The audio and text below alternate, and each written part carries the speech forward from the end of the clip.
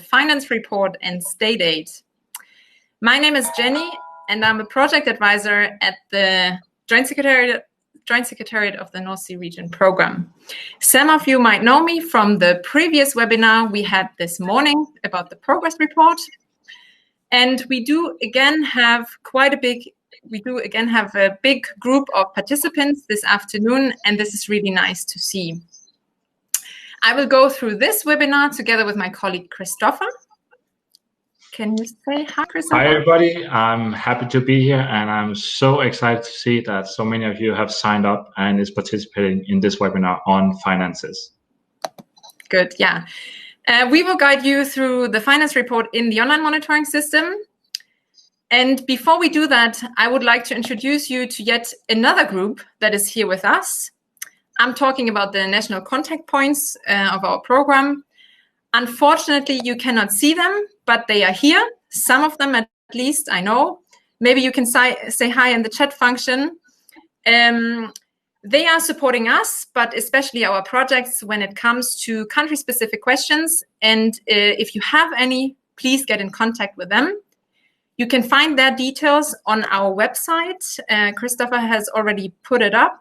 So here you can see all 6 national contact points we are having. In Denmark, we don't have a national contact point, but you're welcome to contact the Joint Secretariat if you have questions about Denmark or how the rules need to be applied in Denmark, actually. That's it. You now have learned about us, what we will do today, and you have learned about the national contact points. And I think now it's time to get to know you a bit better. And we have prepared a little poll for you that you should be able to see on your screen right now. So we would like to know which role you are having in your project. Are you mainly working with finances, mainly on the activities like the content, or maybe with both? And the second question is if you have already submitted a report in the online monitoring system, yes or no?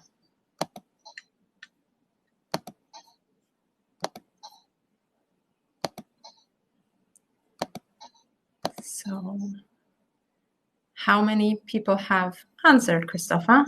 I can unfortunately. So far, we are seeing 38 out of the 56 participants responding to our small poll here. Okay. So I think we should just give it a few more seconds and then let's see how far we get. Yeah. And maybe in the meantime, I can make one more announcement. If you have the problem that Christopher and I are on your screen and you cannot really see the screen, then you can dock us when you click on this little arrow in the lower right corner of our picture. So the picture will disappear to the right and you can see the full screen. Jenny, I'm just replying to a question about the problems with sound. Oh, okay. Yes, we have actually had the webinar earlier on today and we have discovered some issues with the sound. The problem here is that participants need to use Chrome or Firefox in order to really use this click meeting fully and also to have the sound. But hopefully our participants can then change the browser. Yes, exactly, different browser. And you have answered that, Christopher? I've answered that question, and I can see also one of our participants has been so kind to answer another participant. So that's really cool to see that despite the fact that we're not together, that we can still help each other. Yes. Jenny, I think I'll end the voting here. Sounds good. So what we can see is the majority of you works with finances, but there are also quite a few participants that are working with both, so finances and the content as such. And most of you have not submitted a finance report in the system. That's really good. That's the reason why you are here today. And we will hopefully help you with your further steps in reporting. So that was that. And I would like to make some comments about this tool that we are using. So we've already figured these issues with the sound. You need to use the right browser. to have the full sound, but some more comments about Click Meeting. So it will only be Christopher and I that can use the camera and the microphone. So we are the only ones that can speak, but you can use this chat function on the right that you have seen. We will also use it throughout the whole webinar, so you can interact with each other, you can interact with us, but the main purpose of this chat function is that you can actually post content-related questions. So we are presenting something, and if there is still a question that you would like us to elaborate a bit more on, then please post a question in this chat function, and please remember to put a question mark at the end, because the system will then recognize it as a question, and we will be able to get back to that later during the second half of the webinar, where we will then answer all your questions.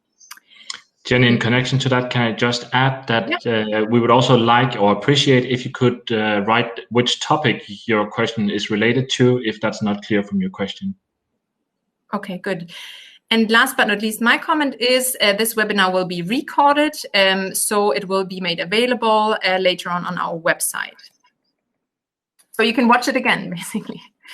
We will now switch from Christopher and me to the online monitoring directly. This is where the reporting will take place.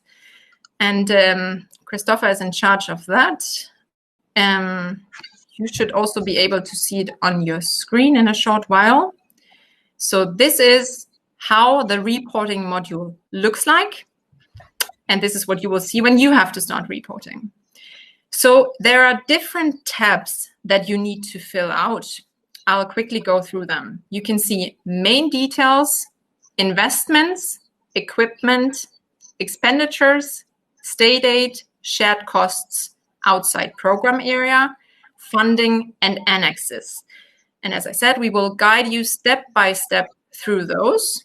But before we'll do that, I have a few points for you that you need to remember. The first one is, if a project decides to submit a finance claim, actually all beneficiaries need to submit a finance report. If certain beneficiaries have, for example, not had expenditures or don't want to submit in that explicit round, they still need to submit a finance report, but then claiming 0. And these are individual agreements between the lead beneficiary and the beneficiaries. So please talk to your lead beneficiary and within your project consortium about who will report on finances when. And I would like to highlight that in comparison to the progress report that we were talking about earlier in our earlier webinar this morning, the finance report will automatically be compiled by the system. So this is actually an easy job for the lead beneficiary in comparison to the progress report, I would say. But let's dive into it and get started with the first tab, which is called Main Details. And Christopher, what is it our projects need to fill out here? Thank you so much, Jenny. As a beneficiary, this tab is really, really simple because, as a matter of fact, as a beneficiary, you cannot change anything here. The reason why we have it is that if you are a lead beneficiary, then in the project level report, this is where you enter the bank account details. So for the bank account that you want us to transfer the reimbursement to. And this sounds very simple and straightforward, and that is also the case. But just from experience, please remember to double check the details that you have put in. Otherwise, there might be a small delay in the reimbursement. And I think that covers the tab on main details, Jenny. Yeah, and I think that sounds fairly easy. Good for our projects. Then let's move on to the next tab. It's called Investments. And this is, of course, only relevant if a project has a budget for investment. So how does that work, Christopher, and what needs to be filled out here? It actually works really simple. And remember, we have built this system to support as much as possible all beneficiaries and in terms of simplifying the process. So the system always compares to what is in the approved application form. And for this beneficiary that you see on the screen now, there's listed 1 investment items in the application form. And this beneficiary that we're looking at is the contracting beneficiary. So that is why the beneficiary here sees that there's actually some budget available and they can report on it during reporting. If, on the other hand, you're a beneficiary without an investment budget, you will not find any information in this tab. It's also important here to address that it's not a one-off. If you need to, or you can have 1 investment item, but you can report on it several times if needed be. Perhaps the expenditure follows in sequence, and thereby you need several reporting rounds to report on the same item. If by chance you experience some deviations in the investments or in terms of reporting, you actually have a field, there's a small text field below the table where you can enter a short explanation for why there are potential deviations. I think that that covers it, despite the fact I'm just looking at my notes as well. These are the pure technicalities. Also remember that we as a program, we have specific rules on procurement and tendering in general. And for the majority of the expenditures that you will incur during your project implementation, you have to adhere to our procurement rules. Yes. And they are mentioned on the fact sheets. And thanks for this hint also to the procurement rules. Yeah, you can read more in the fact sheets and also about all other rules that we are having. They can be found on our website. They should, of course, always be kept in mind when implementing your project. But now let's move on to the next tab, which is called Equipment. And if I'm correct, it is very similar to the investment tab, isn't it? It's similar things that you need to fill in here. That is correct, Jenny. It is the exact same exercise as we did for the investments. So again, if you have equipment listed in the application form, it will appear here when you are reporting. Again, you can report on it in sequence, and you can also explain to us if there are any deviations that needs to be brought to our attention and to the attention of your lead beneficiary. Good. So good so far, I would say. For me, everything is very clear. I hope it's also clear for our participants. If not, please post questions in the chat function.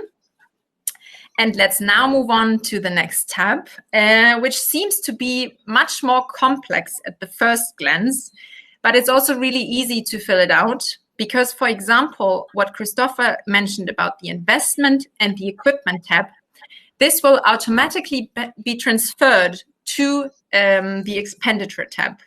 But what else do our projects need to fill out, Christopher?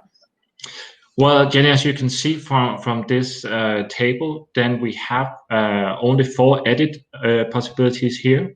So you can edit the information on staff cost, you can edit travel accommodation, external expertise and services, and in the very rare occasions, you can also report on net revenue.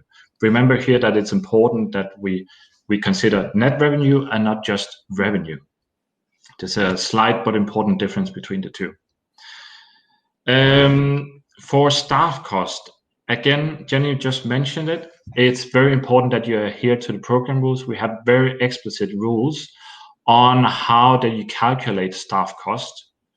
Most likely you have seen it when you're filling in the application form. Otherwise, please go find the fact sheet on staff cost. We have a general one for covering all of the member states, and then we have more elaborated versions on national specific rules for Flanders and also the Netherlands. When you have sorted everything out, you have the numbers from your accounting system. It's actually a straightforward exercise to put in the numbers in the report. So what you do is actually just click on the edit button and you will see a window popping up. And the only thing that you can type in here is the number for the current report. Once you have put in an amount, you can save it. And then it will appear on your report. And the same thing you can do for the other items that I mentioned before. if there are, when we talk about the situation that Jenny mentioned in the very beginning of the webinar, we have some beneficiaries not reporting and others reporting, then we are talking about, for the beneficiaries not reporting, that they're submitting a zero claim. In that instance, I would not have entered anything under staff cost. I would have entered 0 for all of the budget lines. And then I have to explain why is it that I do not report any expenditures in this reporting round. Perhaps it's an agreement, of course it's always an agreement with the lead beneficiary, but it could due to limited resources in terms of staff. It could be that you are a very small beneficiary when it comes to actual budget. Because we have to remember or bear in mind that for every time that we report, then we need to have it first level controlled, and that comes with a cost. Jenny, I think that's it for the expenditures tab. Are there anything that I've forgotten here? I think one more thing to mention is really the rounding down rule that we are applying in the North Sea region program. So rounding down must always be down to the nearest whole euro per budget line, and it must correspond exactly with the amount in the annex. So let's assume, it's a bit not really realistic, but let's assume you have had expenditures of €5.90 for the budget line travel and accommodation. This needs to be rounded down from €5.90 to €5. And okay, but Jenny, just so I get it right. So if I'm a beneficiary and I have incurred expenditures for €5.99, so only 1 cent away from €6, do I still have to round down? Yes, that is the exact same case. It needs to be rounded down per budget line to the nearest euro always. And it's really important that you apply this rounding down rule, because this is where we see most of the mistakes. By making the mistake, the processing time of your report gets longer, and it will take you longer to get reimbursed, not to mention the additional workload for you and for us. And I hope that is clear by now. If not, please post the question in the chat function, and we'll get back to that later. But let's move on with the next tab that is called State Aid. And if you don't have a clue what State Aid is about, then Christopher will be able to tell you more about it. Again, this is actually a rather simple exercise, because the first part of what we see in the tab State Aid, that is actually just a repetition from the application form. So here you're reconfirming that you are still under the correct state aid scheme, and that you're still, as a beneficiary, fulfilling the terms and conditions for being part of this state aid scheme. The system will tell you, okay, so what is actually the budget that has been allocated to you as a beneficiary, and how much have you reported so far, and what do you have left in terms of your grant. The second part, that's relating to final recipients. So if you, as part of your activities, have any final recipients receiving aid, indirect state aid, then you fill in the details for these final recipients in the next table, simply by clicking New, and then you can define, okay, so what is the name of the final recipients, and how much aid have they received, and to which work package do the final recipients belong to, because that's where the activity is defined. Then, last but not least, you are explaining by these small radio buttons in the last part of the on the tab, if the final recipients, they can confirm that they are actually to be defined as an SME in accordance with the EU definition, and also if the final recipients have filled in this self-declaration, and that this declaration, of course, has been checked by your first level controller. I think, Jenny, that covers the state aid. Yes, but I have one more question. You've now mentioned final recipients. What exactly are final recipients? Okay, so let's consider a simple example. I, as a beneficiary, I'm part of a project where we support the business development for SMEs. I then work with these SMEs, and if I pick SMEs in the contrary to select them by random choice, then they are actually considered final recipients because we give them an advantage. Okay, that's very clear to me. Let's then move on with the other tabs. Now we have several explanatory tabs that are connected with the expenditures. We are talking about shared costs, outside program area, and funding. Please, Christopher. Yeah, thank you, Jenny. So it's correct that the three tabs that you have just mentioned, they are actually not triggering any reimbursement themselves, but they are summarizing what you have already been putting into your finance report. And as a lead beneficiary, you will see this tab on shared cost. And if you haven't put in any budget for shared cost in your application form, then all of the budget available here will be 0. Remember, in the application form, you only put in information on shared cost if you apply Model 4 from our fact sheet on shared cost in the strictest format. So again, it's only the lead beneficiary that sees this information. It's only the lead beneficiary who reports on it. It doesn't mean that you cannot have other shared cost arrangements, but this one purely links to Model 4 from our fact sheet. I'll just move to the next tab on outside the program area. So if I, as a beneficiary, have incurred any expenditures outside of the program area, so that's outside of the North Sea region, then I have to let the program know to what extent have my expenditures been paid outside of the program area. There's a small consideration here. If I'm a beneficiary already located outside of the program area, by default, all of my costs should be repeated in this tab. If I'm a beneficiary that is traveling outside, I'm a beneficiary located inside of the program area, but I'm traveling outside of the program area, then I have to report these travel costs. If, on the other hand, I'm a beneficiary that is traveling to, let's say, the United Kingdom, and you're still within the area of the program, but I have a transfer or connecting flight in Frankfurt, it doesn't mean that the cost should be considered outside of the program area. We are purely talking about the destination of the travel here. And then last but not least, in these three tabs, funding. For each report that you submit to the program, you have to define the source of funding, so where it's coming from.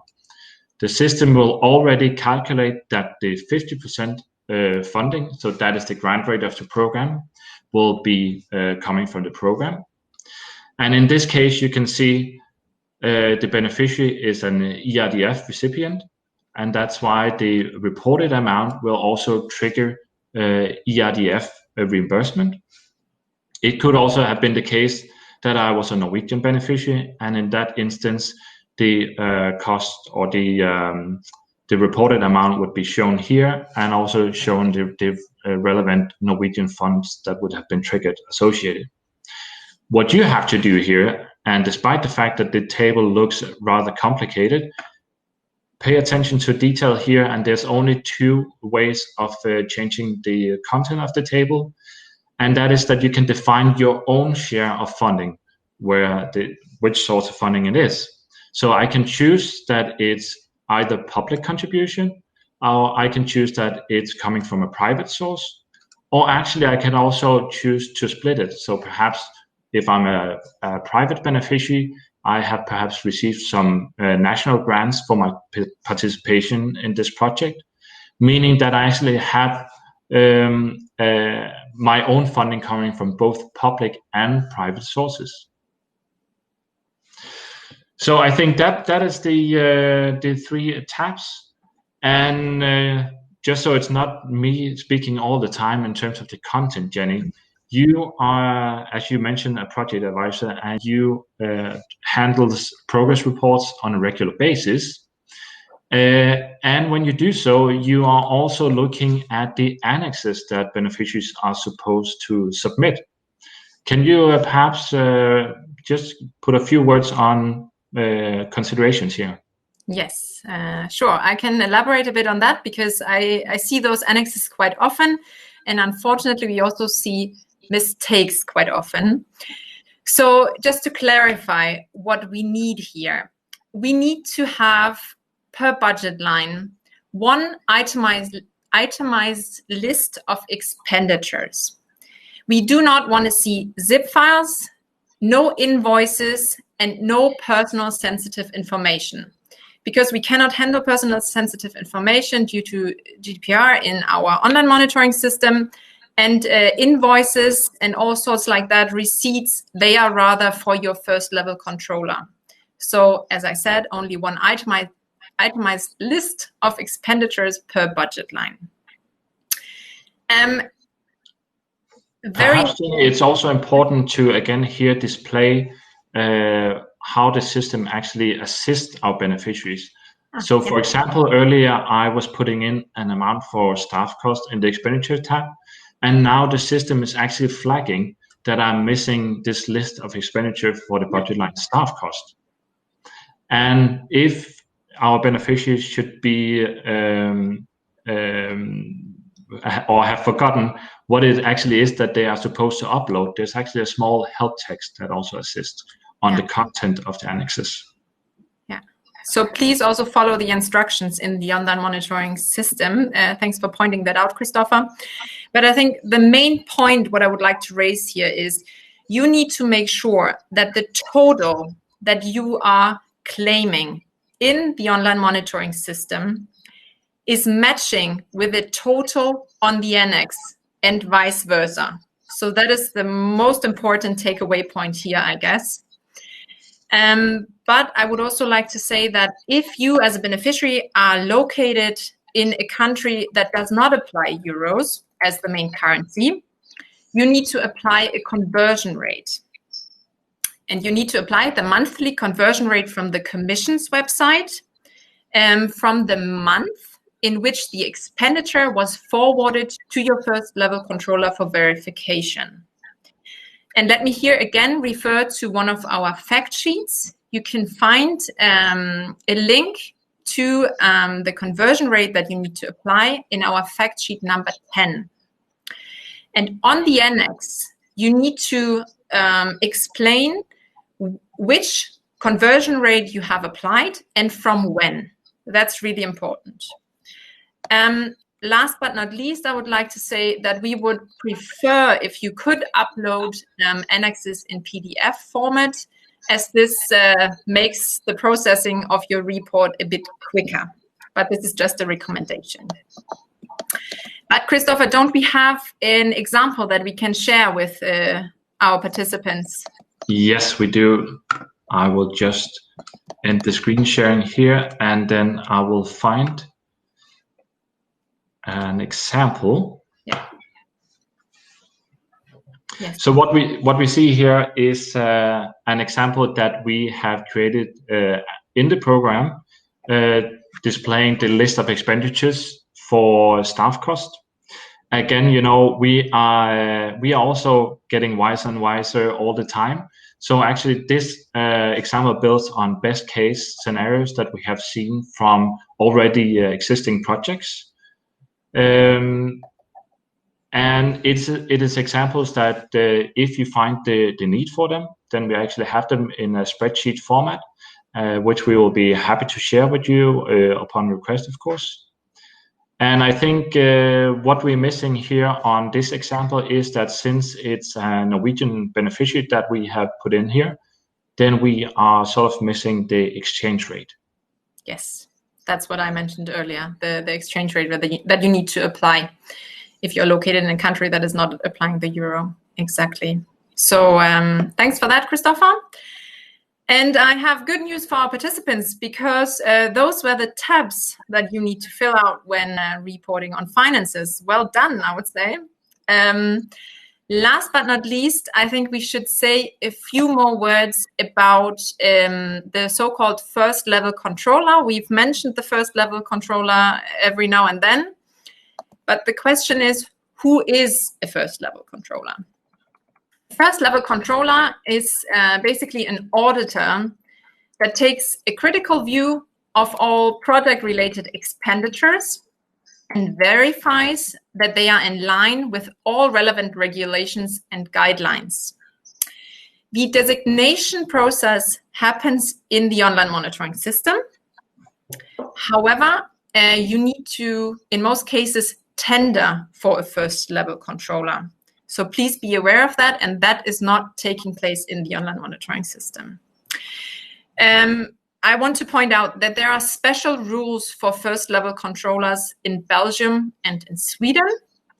If you have any questions, please get in contact with your lead beneficiary, who is then welcome to contact us, the Joint Secretariat.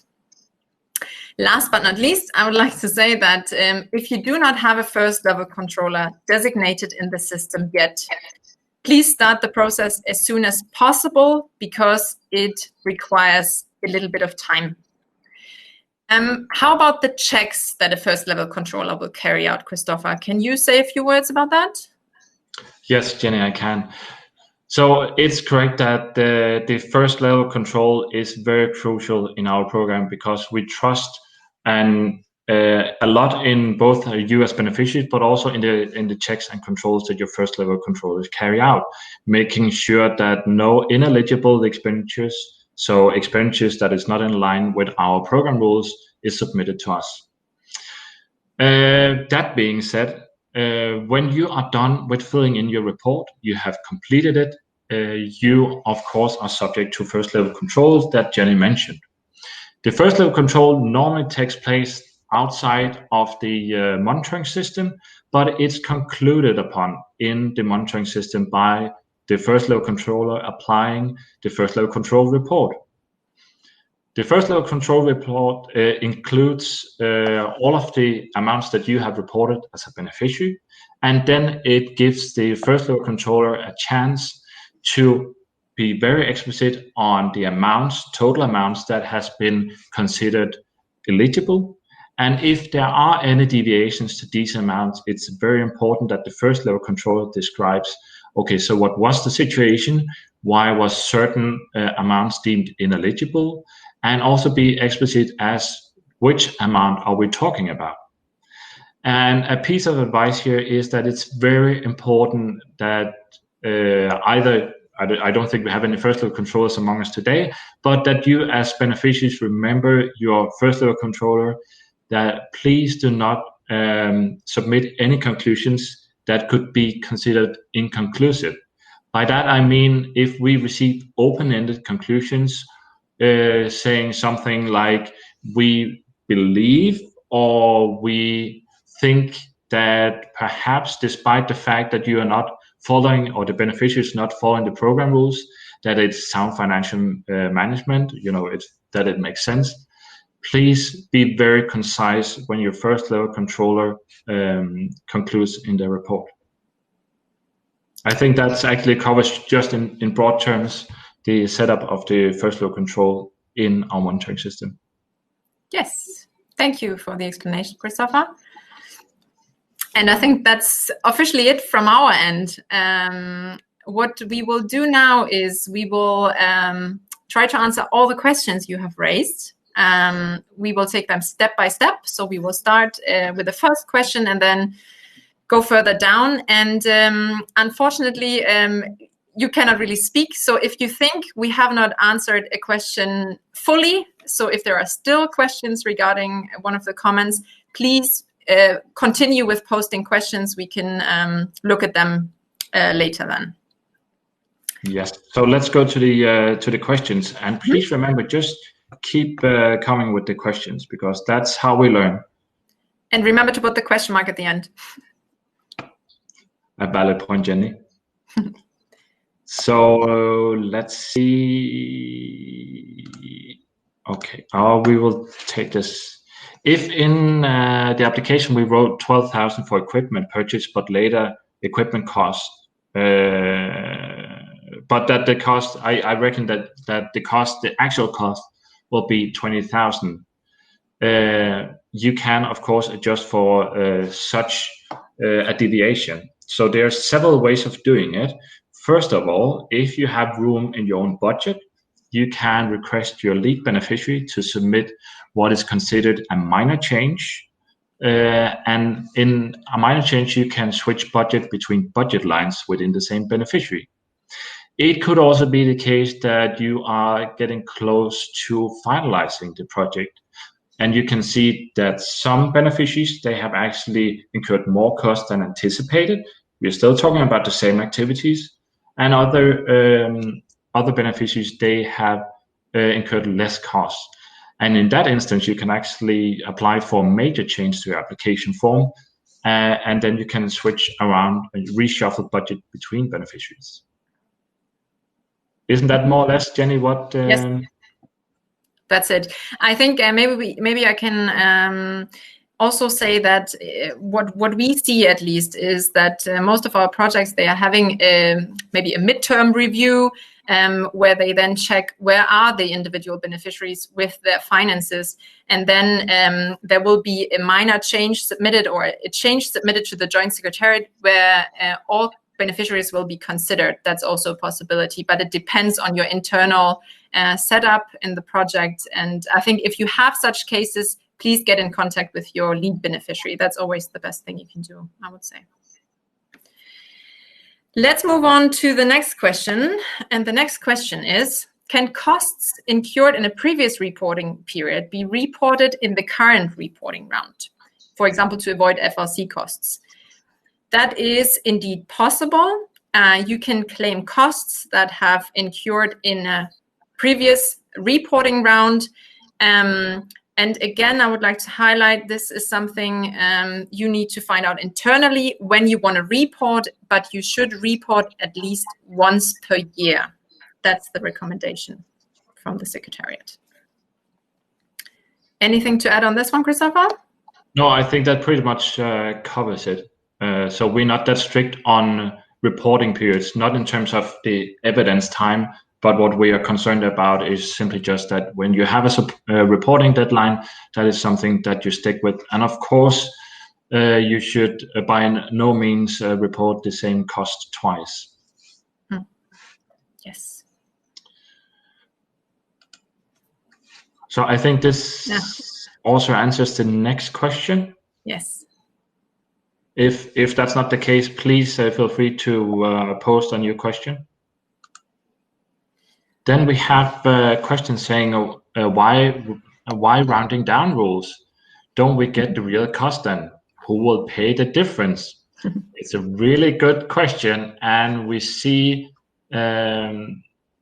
it makes total sense what is asked here. You know, it's a legit question. The thing is just, and we are talking, you know, exceptional, very rare cases, or it's not rare cases, but we are talking about, you know, the change here will be relatively small.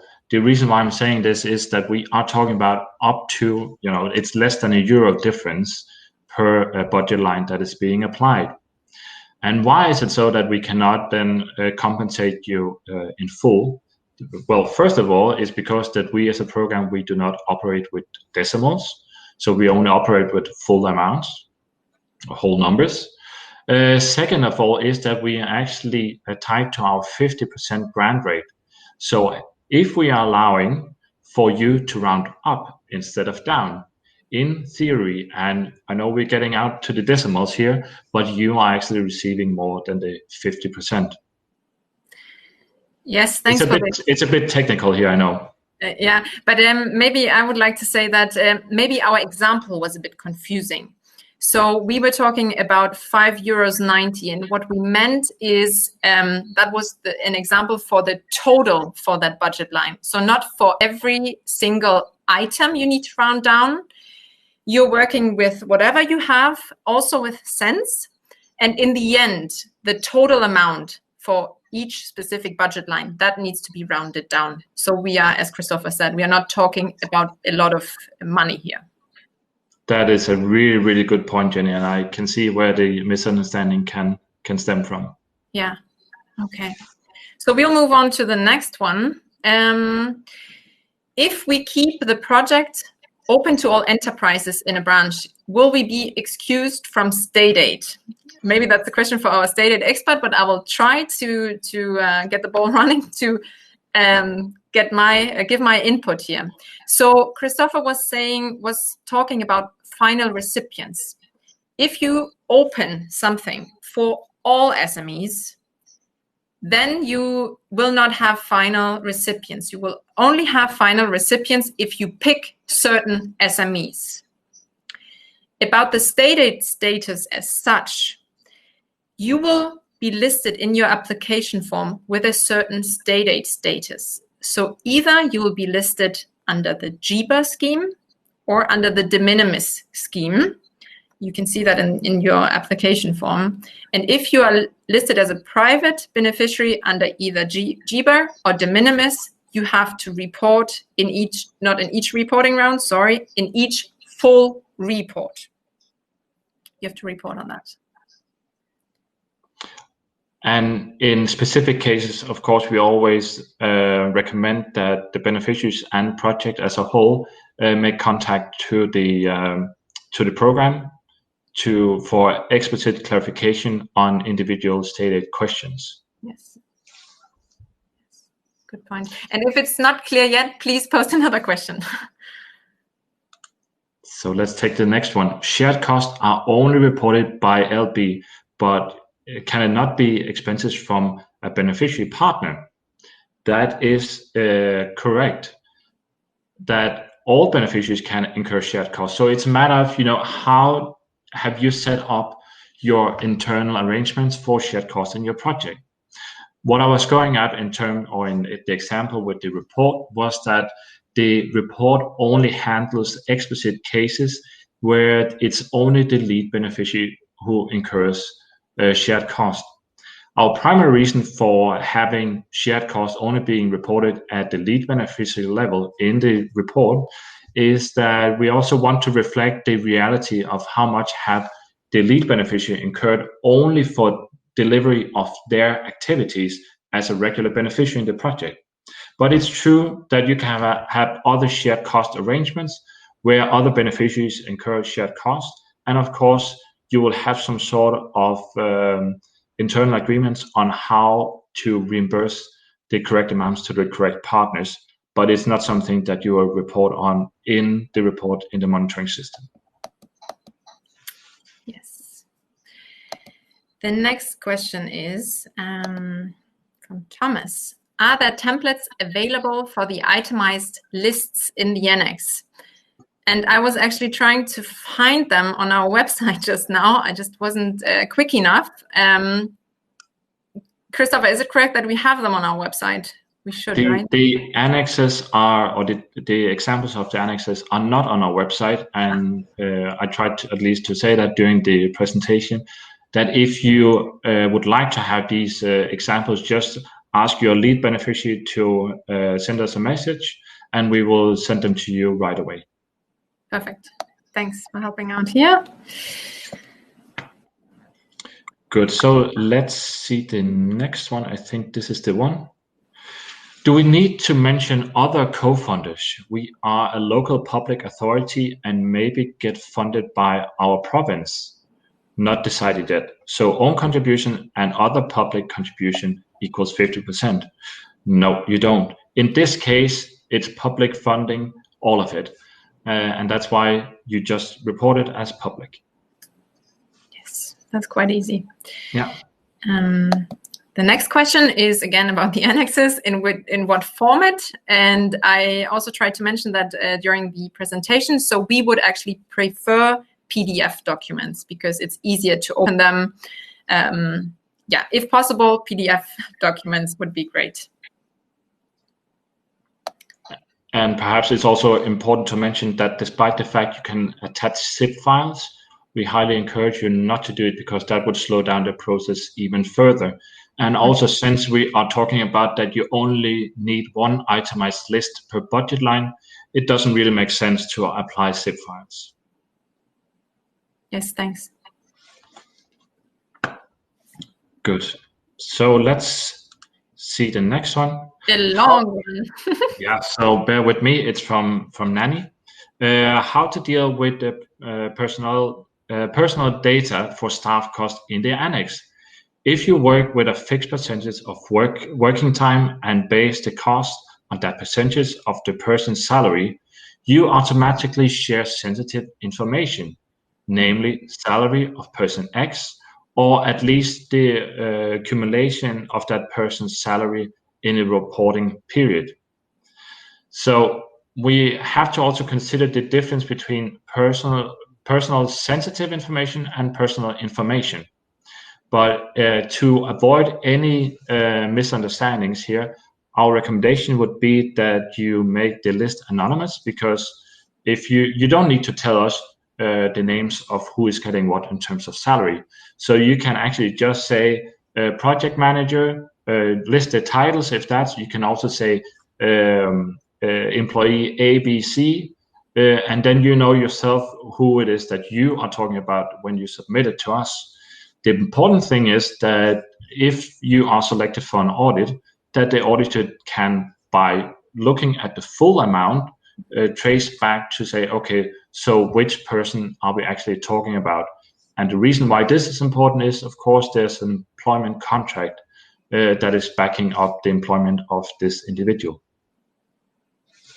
Anything to add here, Jenny? Nope, nothing to add. That's what we see quite often, to have only the roles listed, or staff member 1, staff member 2, staff member 3. But as Christopher pointed out, it should be easy to understand for the first level controller what you are referring to in this annex. And next question is an easy one for me, or a short one for me. Where will the recorded version of this webinar be placed? They will be placed on our website. We don't know yet where exactly, but we will definitely have a news story about it. So when you visit our website during the next weeks, you will immediately see a link to it on the main page under news, and then you will see a link to the recorded webinar. Good, thanks, Jenny. I think we skipped one, so I'll just publish that. If expenses other than euro were already processed, paid by a Visa, MasterCard, so the costs were already converted and listed in euros on the Visa bank statement, do we have to apply a conversion rate at the moment of reporting to the first level control, or can we use the conversion rate from the MasterCard Visa? Yeah, it's a really good question from Herman. And it's actually what you have to consider here, because we have had this issue clarified also with our controller at the program level, is where are you located as a beneficiary, and in which currency are your bank account. So if you are, for example, located in the Netherlands, you travel to Denmark, you pay for an overnight stay in Denmark, you of course will see on the invoice that it's that the amount is reported in Danish currencies. But when you get it on your bank account, then you see the euro amount, and it's the euro amount because you're located in the Netherlands that you report, because I reckon that your bank account would then be in euros as well. Another example would be a Danish beneficiary that takes the same trip to the Netherlands. Then the invoice that the beneficiary receives will be in euros, but it will actually be paid in the Danish currency, and it will also be figuring on the Danish beneficiary's bank account as a Danish amount. And in that case, then it's the amount from the bank account that has to be converted into euros at the time when the amount is reported to us. I hope that was clear. Otherwise, we actually have a small FAQ on it on our website as well to explain these two situations. Yes. So long question, long answer, but thanks for the clear answer, Christopher. Then we have a comment from one of our participants. Remember to mention that there's only a limited number of major budget changes, and that's entirely correct. So Christopher was pointing out that we have the possibility to have these changes for the projects. We are dividing them into minor changes, where beneficiaries can, for example, move budget from one budget line to another one, or major changes, where, for example, one beneficiary can move budget to another beneficiary. And when we are talking about those, major changes, it is indeed correct that only 2 major changes are allowed for a project over the whole project lifetime. So it's always good to compile these major changes into one, because then you will have one more during the project lifetime.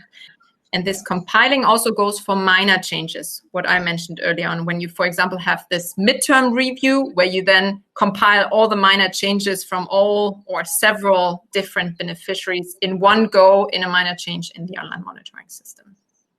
And please get in contact with your lead beneficiary if you have a wish for a change at some point. And perhaps it's also worth to mention here, Jenny, the reason why we always recommend our beneficiaries to bundle their changes is because it will have implications on the flow of you reporting to the program.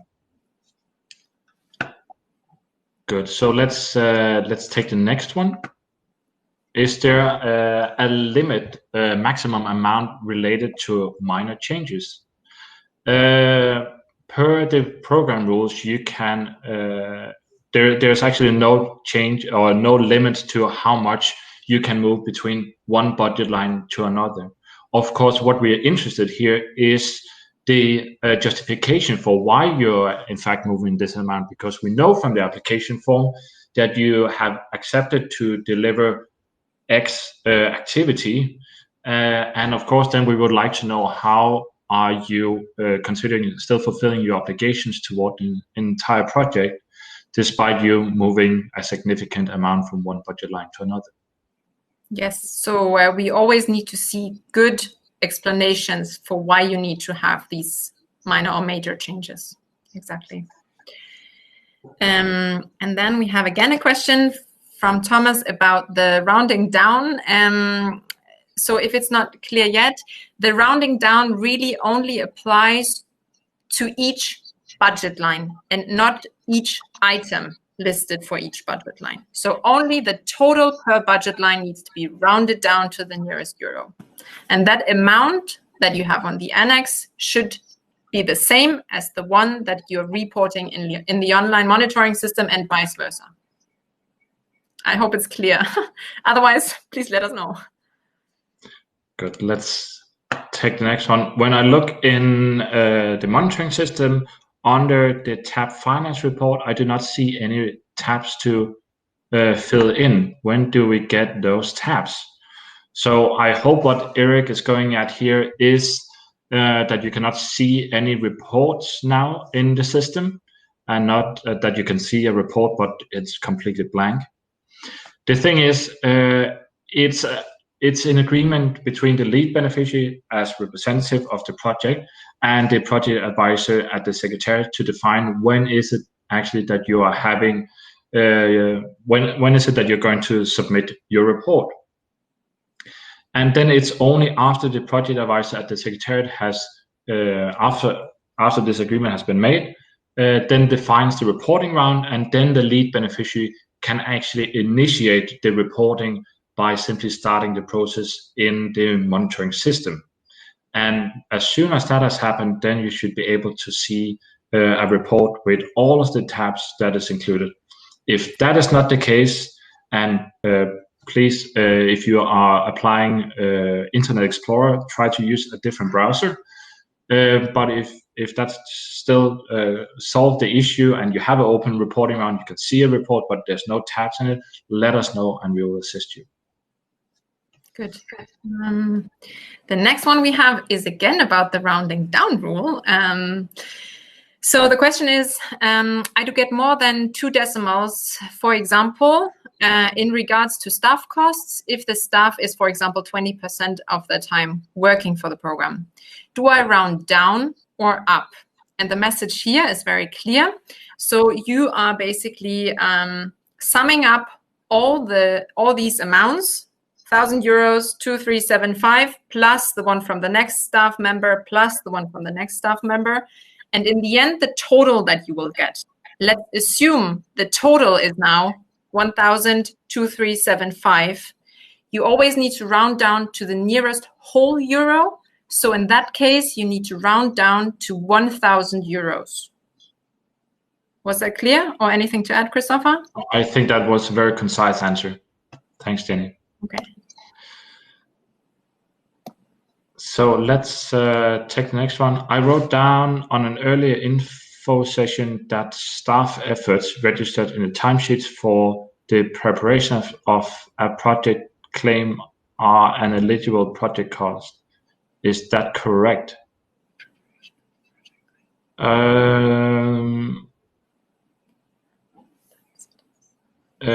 If I understand the question correctly, then we are talking about you are preparing a report in the system. So we're not talking about delivering activities other than filling in the report. And of course, you need staff time to also report in our monitoring system. I hope that is the question. And if that is the question, then of course, these costs are also considered eligible for obvious reasons. Uh-huh. And you got the confirmation, Christopher, that is the question. So perfect. Well Thank you, Helen. And I think that was the last question. Are there more questions that you want us to answer? If not, then, as we said, this webinar will be put on our website, so you can get back to that and go through it again. Hopefully, we were able to help you with the first steps in the finance reporting. Maybe for those of you who have already submitted one, it has now become a bit clearer. We hope so. If you have questions, please contact your lead beneficiary. If your lead beneficiary doesn't know the answer, then your lead beneficiary is welcome to answer the project advisor. To contact the project advisor. Sorry, I was looking at the comments here, and I can see that there is one more question that came in. Yeah. What about, Christopher, what about staff costs for personnel from our organization that is located within the area, but working outside the program area? But then the cost is in fact incurring within the program area. Because, that is where they are employed. The premises are within the program area. And then by default, the cost is also considered within the program area. Okay, thanks for clarifying. I saw that there are a few people that have wrote thank you. We would also like to thank you that you have participated today. And last but not least, there is one more thing we would like you to do. We have prepared a survey. So please don't close your browser window. We will close the webinar in a few minutes, in a few seconds, and then you will be automatically forwarded to the survey. And we would very much appreciate your feedback, because maybe we will have to have a few more of these webinars in the future if we can't travel. But let's see how the situation develops. It has been a pleasure. And looking forward to, if not in person, then meeting you in a virtual meeting room at some point. Yes, thank you and take care. Bye-bye. Bye.